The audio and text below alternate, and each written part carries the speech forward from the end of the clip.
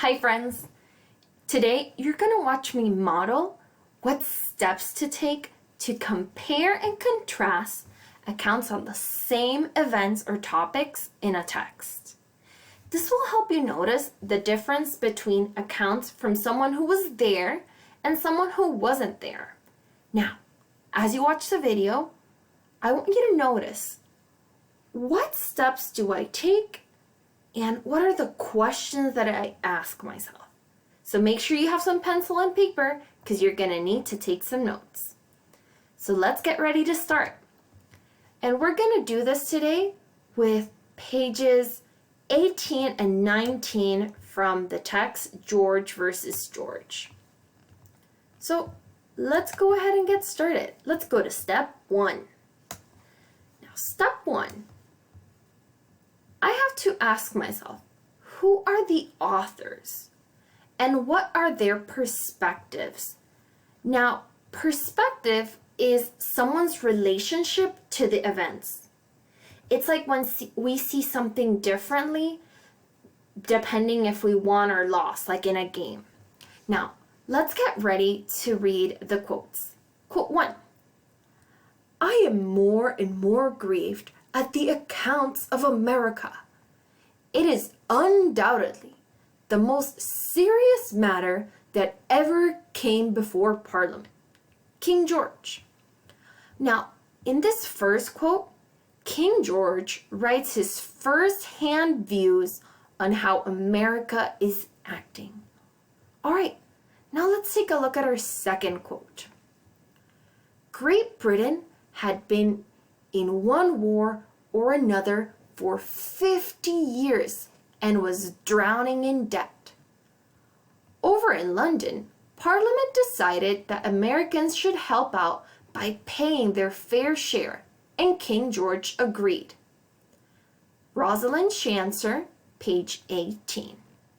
Now, this second quote, it's the author's words of the text. She wasn't there, so this is a second-hand account. And she's writing to teach us about American history and why the conflict started in the first place. All right, I got step 1 done. Check. Now I can go to step 2. Now, in step 2, I'm going to study the content of each account. I'm going to look at similarities, differences, contradictions, and amount to details. So, what similarities do these have? Let's take a look. Well, both accounts talk about the disagreements between America and Parliament. Now let's look at the differences. Now, the first quote says there's a problem between America and Parliament.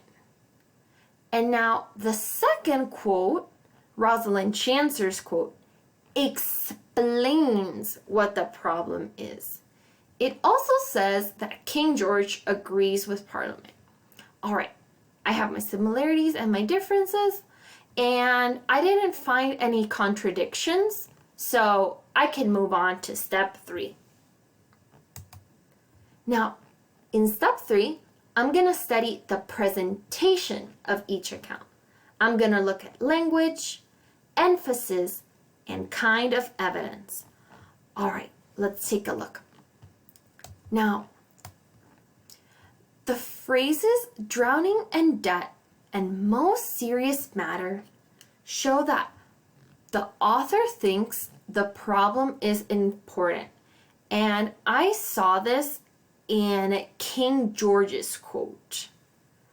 Now, let's take a look at the second one. The first account uses strong words like undoubtedly and serious.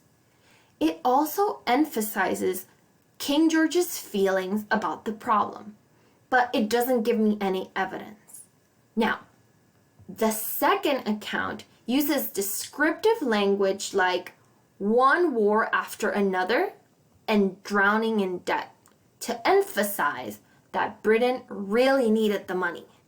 It gives more detail and only briefly tells you how King George felt. All right, now I can move on to step 4. In step 4, I'm going to compare and contrast the two accounts. I'm going to include perspective, content, and presentation. Now let's take a look at what I wrote.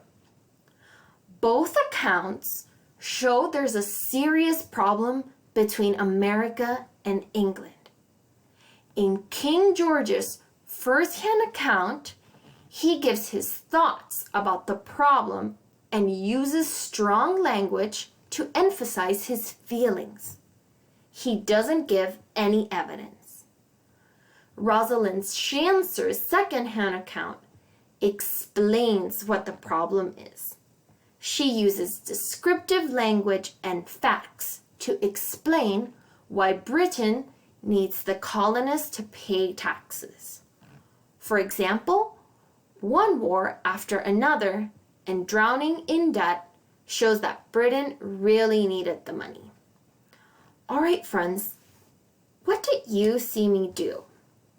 Now it's going to be your turn to practice. Good luck!